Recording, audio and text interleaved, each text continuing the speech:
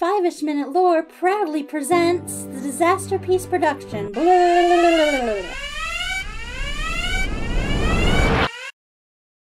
5-ish Minute Lore proudly presents a Disaster Piece production. The Bromance of Dantioch and Pollux. Act 1. Barabas, Dantioch. Two legions alike in victories, in fair Imperium, were both specialized in siege. From brotherly grudge, break to new mutiny, where civil blood turns civil hands heresy. From forth the fatal loins of these two foes, a pair of star-crossed bros.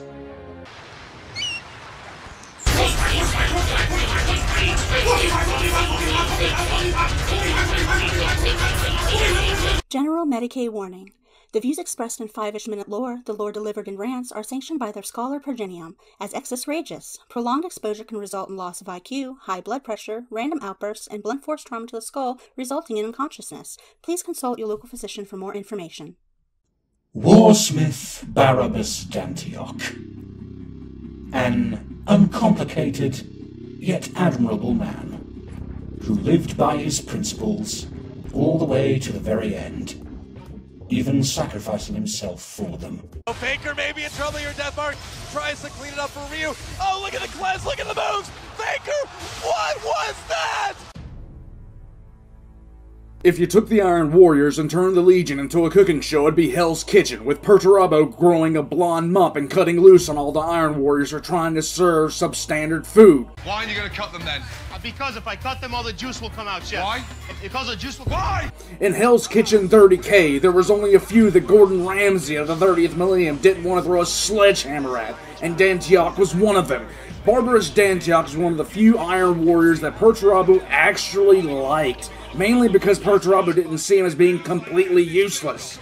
Frankly, this level of praise from Perturabo would mean that Dantioch is one of the top 5 Space Marine tacticians of all damn time, because Perturabo was the prom king of the Haters Ball and generally found a reason to view everyone around him as somewhere between a dead fish and a dead battery. What are you?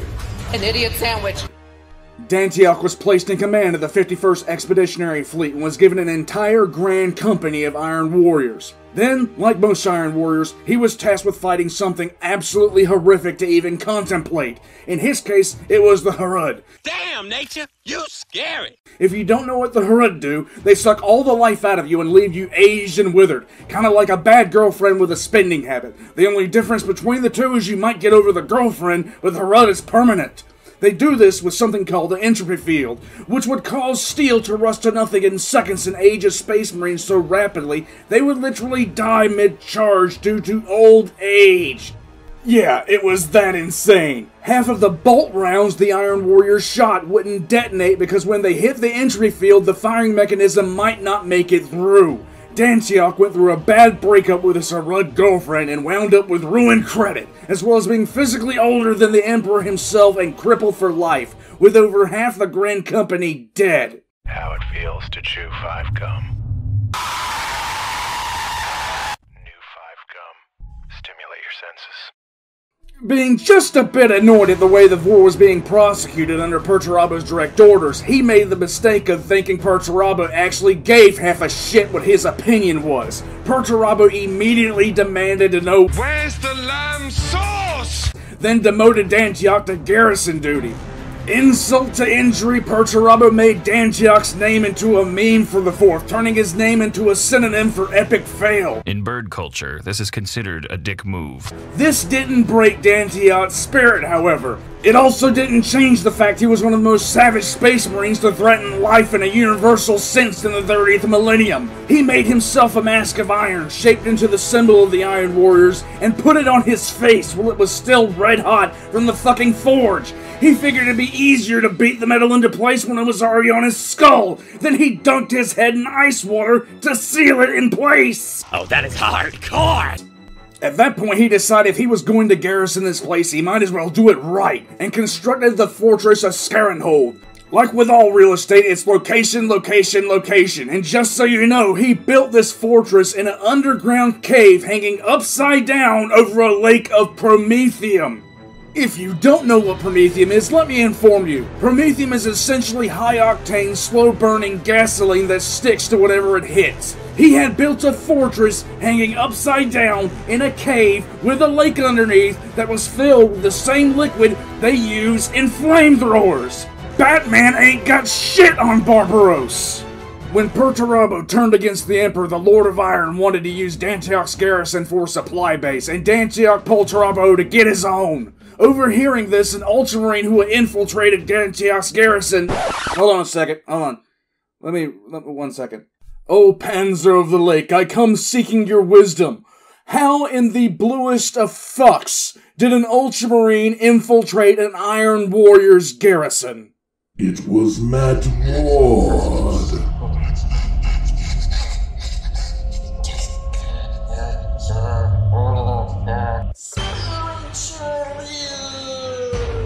Yeah, an Ultramarine who had infiltrated an Iron Warrior's garrison, thanks Matt Ward, asked him to come to Ultramar so he could help the Ultramarines prepare defenses. Dantioch decided before he'd go, he commit some homicide first and held out against the entire might of the 51st Expeditionary Fleet and the 14th Company of the Iron Warriors, which he used to command. Dantioch showed them exactly how good the lamb sauce was, damn it, and promptly put on a masterclass for defending when you don't care about morality. I know I've said multiple times Smitty checked the box for homicide, but Dantioch was an Iron Warrior. He was going to make sure everyone attacking realized this. He started crossing out entire segments of this test of his command ability and writing in war crime on repeat. At one point, he broke the dam that held the Lake of Promethium in just to drown traitors. And because good times rhymes with war crime, he set it on fire just to get any traitors that took a swim class at the Y. Oh my god.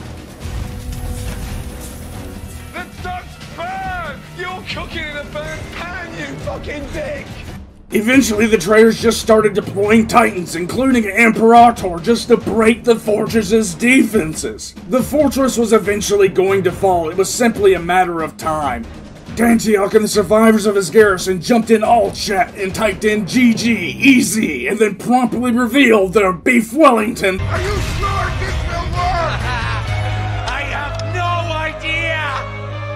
Dantioch flipped a switch and detonated the support struts holding the fortress up, promptly dropping the entire fucking thing on top of the traitors, wiping all of them out, including all of the Titans. That same button then teleported Dantioch and his forces on board the flagship of the 51st Fleet, which he then took over and ran off with. Legend has it that when the ship arrived in Ultramar, it was overweight due to the sheer size and scale of Dantioch's balls. Gilliman knew Dantioch had mad skills, but he didn't want Dantioch to use his skills to fortify Ultramar. Oh no. Gilliman had him and his loyalist Iron Warriors go to the planet of Sotha, where a massive device known as the Pharos was held. The Pharos was a piece of unrealistically old Xenos technology, but no one really knew what it did or what it was for. Well, almost no one.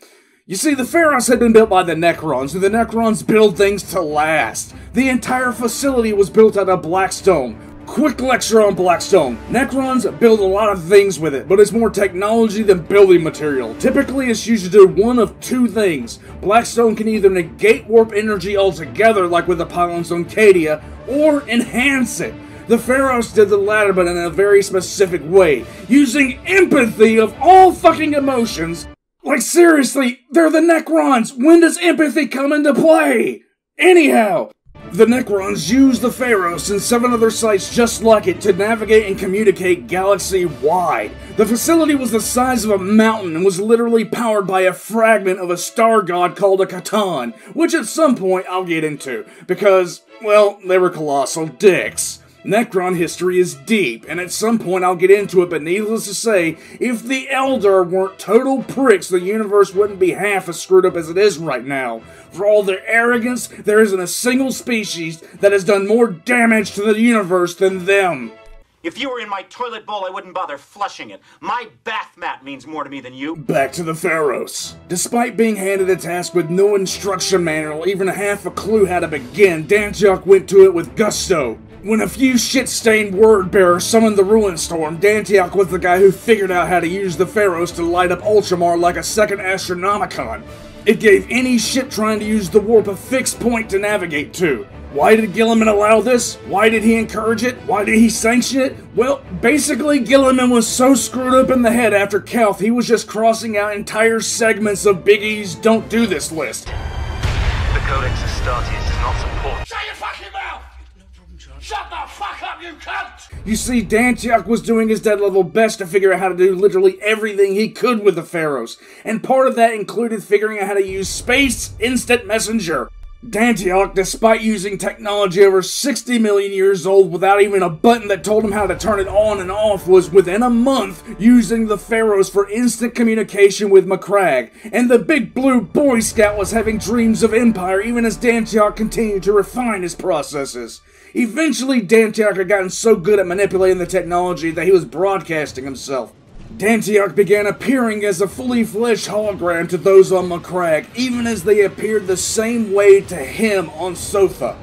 Macragge became the center of the pocket empire that Gilliman was forming, and individual ships as well as full fleets were heading toward the home system of the Ultramarines. With Dantioch lighting the way for them, one ship came out of the warp and began making its way to Macragge at sublight velocity. On that ship was an Imperial Fist, and his name was Alexis Pollux.